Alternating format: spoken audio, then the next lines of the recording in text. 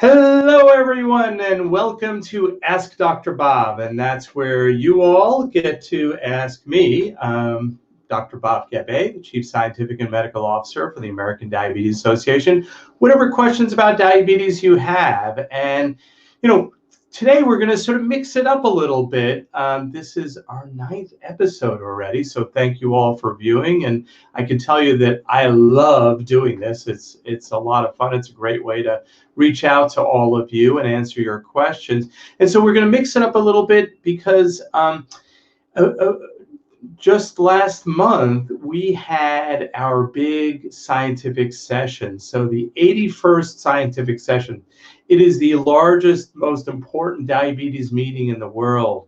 Over 1,000 presentations, 11,000 and more people attending, all virtually this year, but hopefully next year in person, and really covered everything in the science and healthcare realm related to diabetes. And so really lots of new information, and I thought we might devote today to some of the highlights.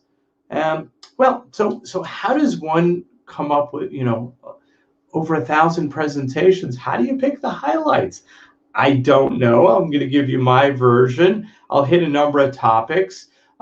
Please throw questions into the chat. Some of you have already asked questions about specific presentations because there was a lot of media coverage of the meetings, and you can find more information there as well. So let me start with the first question here.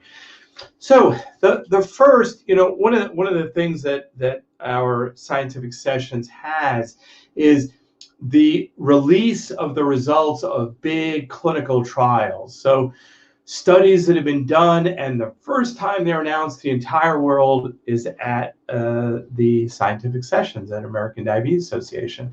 And one of those big studies was a study called GRADE. And people had heard about this. They're like, what's GRADE? What's the big deal? Why was there so much hoopla? Why did the press cover this? Well, let me tell you a little bit about GRADE. So GRADE was a study supported by the National Institute of Health, over $120 million in funding, so a big study to do. And it was answering an important question for people with type 2 diabetes. What was the question it wanted to answer? So we know that for most people with type 2 diabetes, after they are on a medication, metformin, which is probably the most widely used medicine for people with diabetes, with type 2 diabetes, after they're on metformin, they often will need a second drug because diabetes tends to be progressive. What worked early on may not be enough as you go along because, for better or worse, the body makes less and less insulin, and we need to advance therapy. So diabetes is progressive, often starting with metformin as the first drug. And then what we don't know really is what would be the best second drug? What would you add on? And so this was what we call a randomized controlled study. What that means is people were randomly given one of 4 choices. And then they looked over several years on each of those choices, whichever one they were put on, what turned out better. Well, so what were the choices? So one was start them on insulin right away, on once-a-day insulin injection. The other was to start them on a medication called a GLP-1 drug, glucagon-like peptide 1. It works to help the body make insulin, but you also lose weight with it. So they chose one of that class of drugs. There's several of them. The one they chose was liraglutide, commercially known as Victoza. So insulin, Victoza, or GLP-1, choice 2. Choice 3 was a drug called Amaryl or glimepiride, commonly used drug also. So that was choice 3. And choice 4 was a class called DPP-4s, and the one they chose was sitagliptin or Januvia, another drug that is a tablet. And so 2 forms of injection, 2 forms of tablets, which work best. What do you think the best one was? First, let me tell you, how did they measure best? The best was the one that ensured not needing a third therapy, that controlled A1C for the longest period of time. So which one worked for the longest period of time? Any guesses? Well, it was insulin and Victoza or liraglutide, the GLP-1 drug. So it was two different choices, both injectable, as it turns out, were the most effective. And the other two were less effective. And so that was likely to help us think through as clinicians, and for many of you living with diabetes, how do we decide on the next therapy? At the same time, this study, I said it was like, $120 million. Why did it cost so much?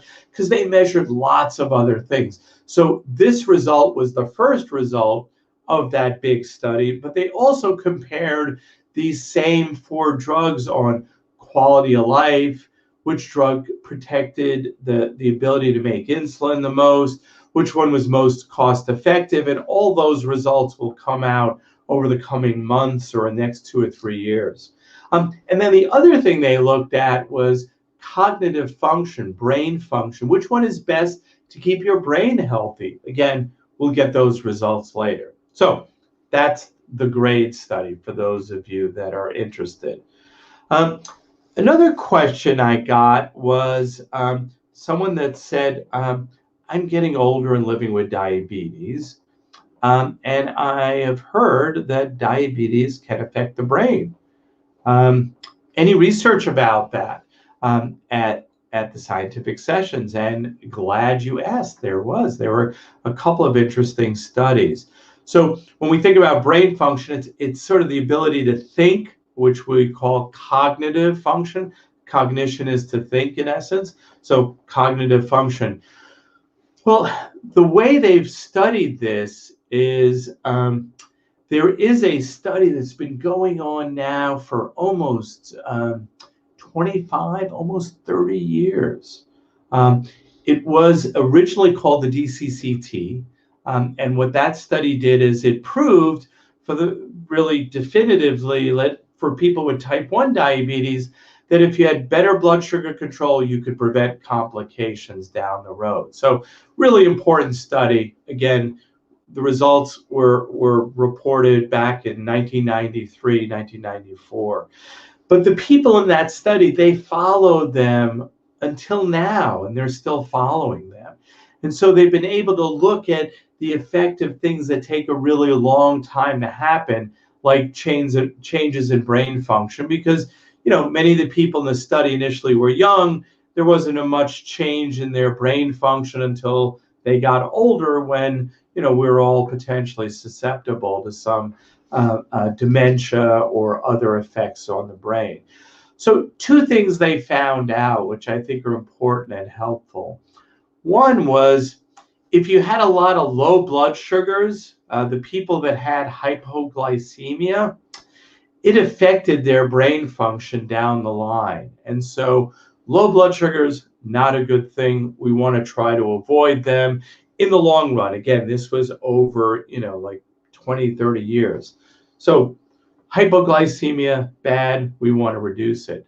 The other thing they found was having better A1C, better blood sugar control, made it less likely to have change in brain function, to have change in cognitive function. And so the good news there is that if we can work together with your healthcare provider to maintain good blood glucose control and a good A1C, you can prevent a lot of these bad things of blindness, kidney failure, amputation, and now we can add loss of cognitive function or dementia to that list of things that are improved by better blood sugar control. Okay, so that was that about cognitive function.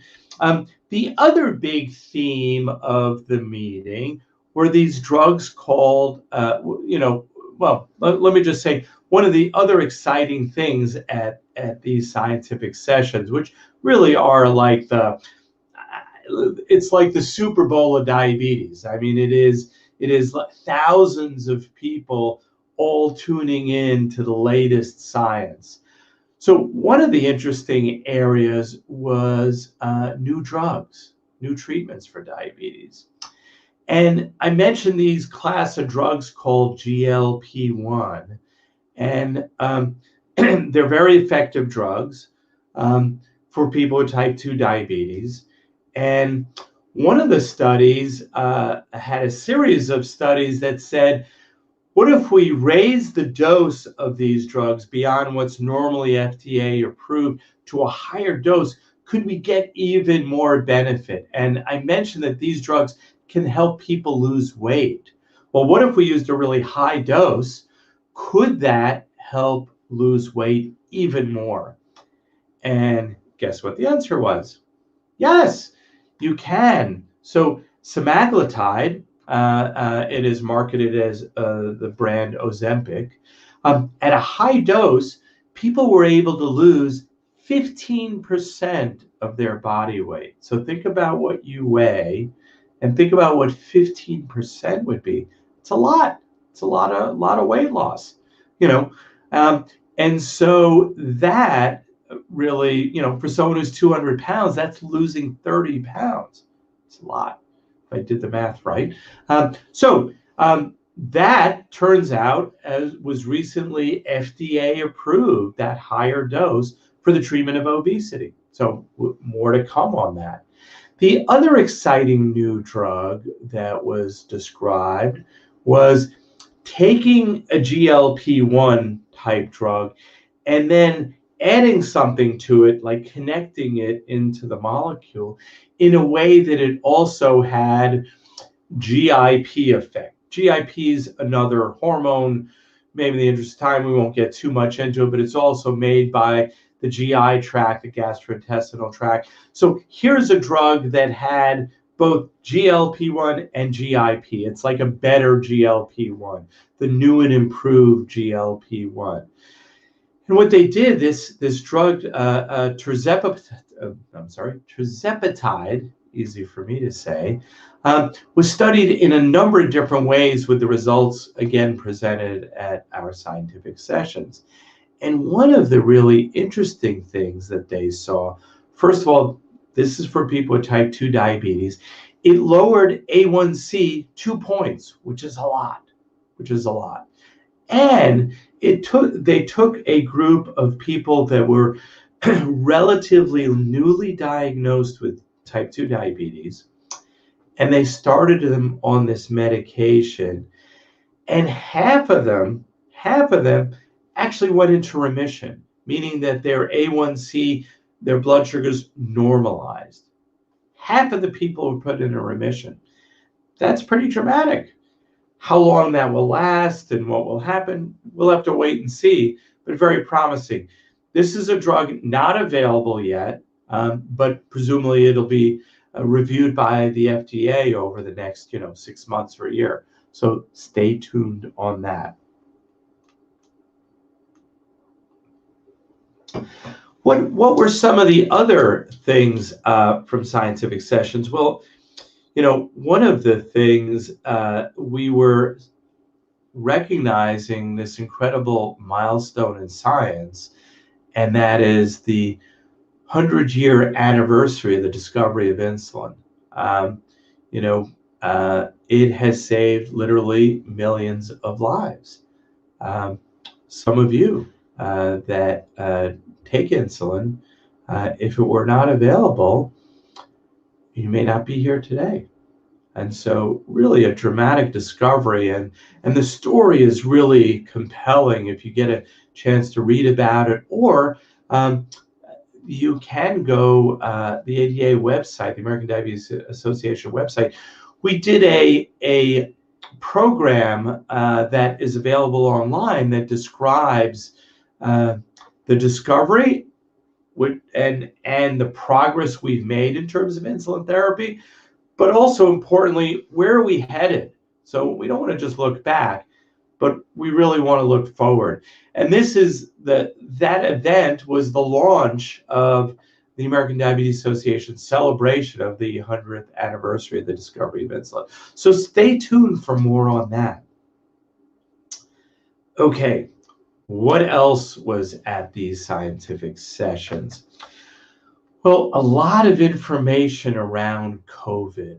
And, as you know, and may have seen on an earlier episode of Ask Dr. Bob, where we talked about COVID at length earlier in the pandemic. If you look at all the people in the U.S. that have died from COVID, close to 40% of them had diabetes. So it's disproportionately affected our community, and something that the American Diabetes Association has been on the forefront of advocacy and ensuring access to the vaccine. And if you're not vaccinated, please think about being vaccinated. Talk to your healthcare provider. There's a lot of misinformation out there. Talk to your healthcare provider and think about getting vaccinated. So the discussion at the meetings were how COVID has really changed care and the opportunities with telemedicine. A lot of discussion around that. Many of you may have had virtual visits with your healthcare provider. I certainly see many of my patients now routinely by video or sometimes just by phone instead of in person. And it's not necessarily a substitute, because when we were able to start safely seeing people in person, it does add something to it, to the experience.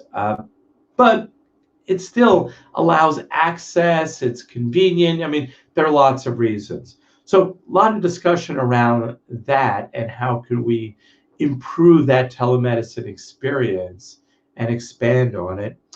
The other was some of the consequences of COVID on the diabetes community. And one study looked at people with type 1 diabetes, and that twice the number of people that usually present with diabetic ketoacidosis, which is a severe acute complication, type 1 diabetes, twice as many people had that last year. And this was largely because of COVID and came to the hospital because of it. So something that we need to be aware of. The other was data that showed the number of people with diabetes, diagnosed with diabetes, went up significantly. And we're still sorting through why is that.